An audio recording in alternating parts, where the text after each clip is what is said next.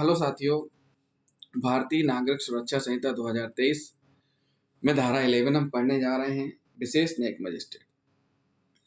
CrPC की धारा 13 में विशेष न्यायिक मजिस्ट्रेट, स्पेशल जुडिशियल मजिस्ट्रेट के बारे में दिया हुआ है, लेकिन भारतीय नागरिक सुरक्षा संहिता 2023 के आ जाने से अब धारा 11 में पढ़ा जाएगा। तो धारा 11 का सब क्लोज 1 क्या कहता है? सब क्लोज 1 कहता है कि यह धारा विशेष न्यायिक मजिस्ट्रेट की नियुक्ति के लिए उच्च न्यायालय को सशक्त करती है। क्या करती है? यह धारा विशेष न्यायिक मजिस्ट्रेट की नियुक्ति के लिए उच्च न्यायालय को सशक्त करती है, परंतु उच्च न्यायालय ऐसी नियुक्ति केवल तभी कर सकता है जब केंद्रीय या राज्य सरकार उससे ऐसा करने का अनुरोध करे। यानी कि उच्च न्यायालय, हाई कोर्ट विशेष न्यायिक मजिस्ट्रेट की नियुक्ति तभी कर सकते हैं जब केंद्रीय या राज्य सरकार माननीय हाईकोर्ट से ऐसा करने का अनुरोध करे।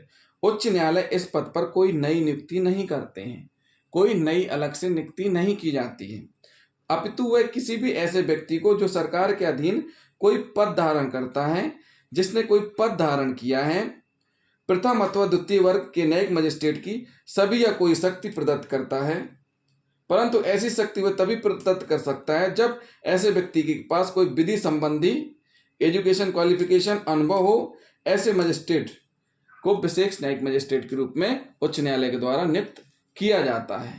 तो साथियों, ये क्या हुआ? विशेष न्यायिक मजिस्ट्रेट का सब क्लॉज 1। अब विशेष न्यायिक मजिस्ट्रेट 11 का सब क्लॉज 1 पढ़ा दिया। अब हम पढ़ेंगे धारा 11 का सब क्लॉज 2।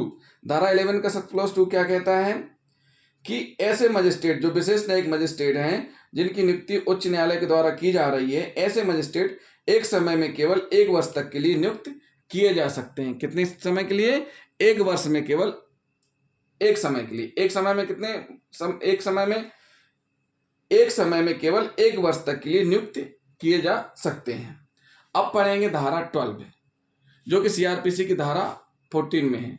भारतीय नागरिक सुरक्षा संहिता 2023 की धारा 12 न्यायिक मजिस्ट्रेटों की स्थानीय अधिकारिता, local jurisdiction of judicial magistrate, जो कि धारा 12 में वर्णित है, सीआरपीसी की धारा 14 में वर्णित है। जब से बीएनएस आई है तब से उसमें क्या आ गई? धारा 12 में न्यायिक मजिस्ट्रेटों की स्थानीय अधिकारिता दी गई है।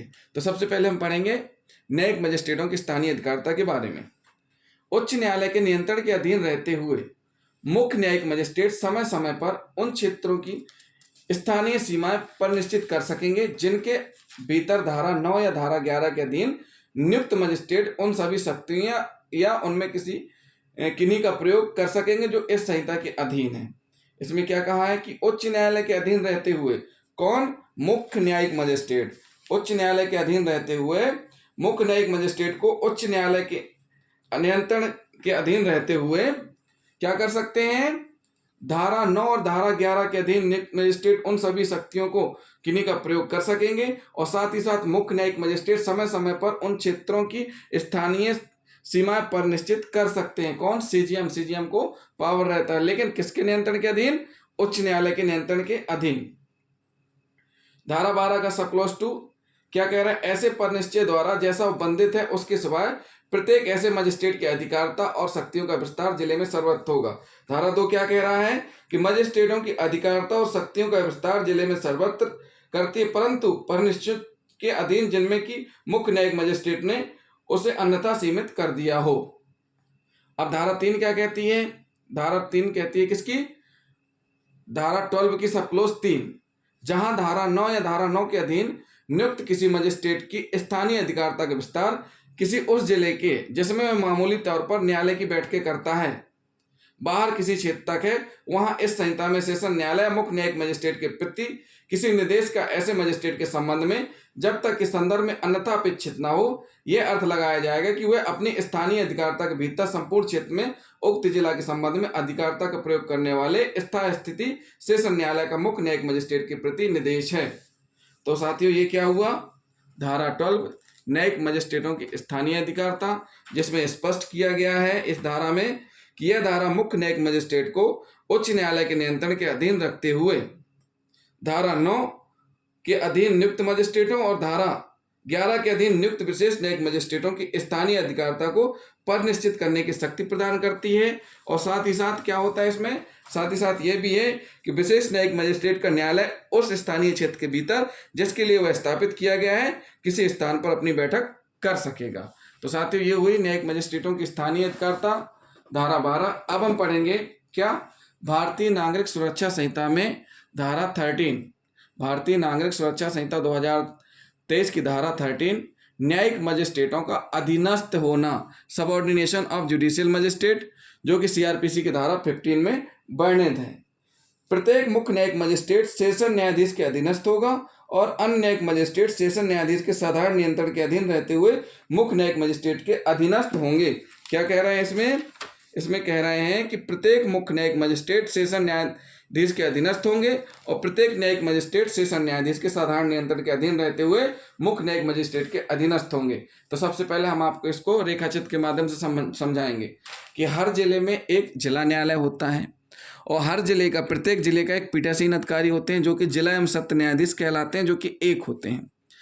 जिला एवं सत्र न्यायाधीश के अधीनस्थ सहायक हेतु अपर सत्र न्यायाधीश होते हैं, 1 2 3 4 जरूरत के हिसाब से जो भी हो सकते हैं। और जिला एवं सत्र न्यायाधीश के अधीन कौन होते हैं, सीजीएम होते हैं। कौन होते हैं, सीजीएम होते हैं। और सीजीएम के भी नीचे कौन होते हैं, एसीजीएम होते हैं, जेएमएफसी फर्स्ट जेएमएफसी सेकंड होते हैं। तो प्रत्येक मुख्य न्यायिक मजिस्ट्रेट सेशन न्यायाधीश के अधीन होगा और प्रत्येक अन्य न्यायिक मजिस्ट्रेट सेशन न्यायाधीश के साधारण नियंत्रण के अधीन रहते हुए मुख्य न्यायिक मजिस्ट्रेट के अधीनस्थ होंगे। ये जो एसीजीएम एसीजीएम जेएमएफसी है ना, ये सीजीएम के अधीनस्थ रहेंगे, लेकिन नियंत्रण किनका रहेगा, जिला एवं सत्र न्यायाधीश का रहेगा। ये हो गया धारा 13 का सब क्लॉज 1। अब हम पढ़ेंगे धारा 13 का सब क्लॉज 2। मुख्य न्यायिक मजिस्ट्रेट समय समय पर अपने अधीनस्थ न्यायिक मजिस्ट्रेटों के बीच कार्य के वितरण के बारे में इस संहिता के संगत नियम बना सकेगा या विशेष आदेश दे सकेगा। देखिए, पीठासीन अधिकारी जिला सत्र न्यायाधीश कार्य का वितरण किनको करता है, अपर सत्र न्यायाधीश को। अब सीजीएम किनको करेगा, जो सीजीएम के अधीनस्थ हैं। तो सीजीएम के अधीनस्थ कौन है, एसीजीएम जेएमएफसी हुए। तो कार्य का वितरण कैसे किया जाएगा, मान के चलिए कार्य क्या होता है, मामलों की सुनवाई करने का। और मामलों की सुनवाई कैसे की जाती है, पुलिस थानों के माध्यम से केस डायरियां या चालान न्यायालय में पुटअप होते हैं या फिर परिवार डायरेक्ट प्रस्तुत किए जा सकते हैं। तो जब पुलिस थाने से मामले कोर्ट में पहुंचते हैं तो उनका वितरण किस प्रकार से किया जाता है, ये सीजीएम ही डिसाइड करते हैं। जैसे मान के चलिए एक जिले में सिविल लाइन थाना है, कोतवाली थाना है, देहात थाना है, जेआरपी है, आबकारी थाने हैं, ये थाने हैं।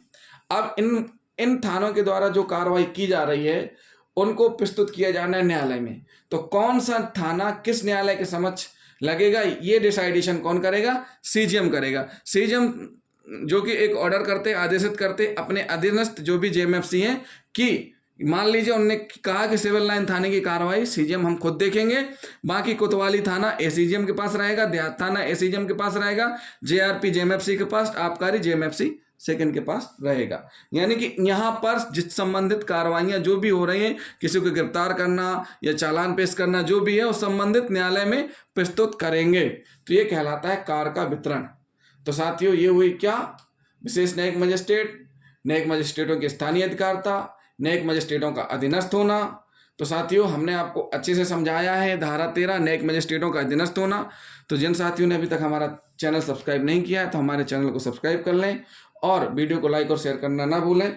अगले जो हमारी सेक्शन है वो रहेगी कार्यपालिक मजिस्ट्रेट, विशेष कार्यपालिक मजिस्ट्रेट और कार्यपालिक मजिस्ट्रेट की स्थानीय अधिकारिता। और उसके बाद फिर हम आपको बताएंगे क्या, कार्यपालिक मजिस्ट्रेटों का अधीनस्थ होना और फिर कार्यपालिक मजिस्ट्रेट और न्यायिक मजिस्ट्रेटों में अंतर। तो जिन साथियों ने अभी तक हमारा चैनल सब्सक्राइब नहीं किया है तो हमारे चैनल को जरूर सब्सक्राइब कर लें। थैंक यू दोस्तों।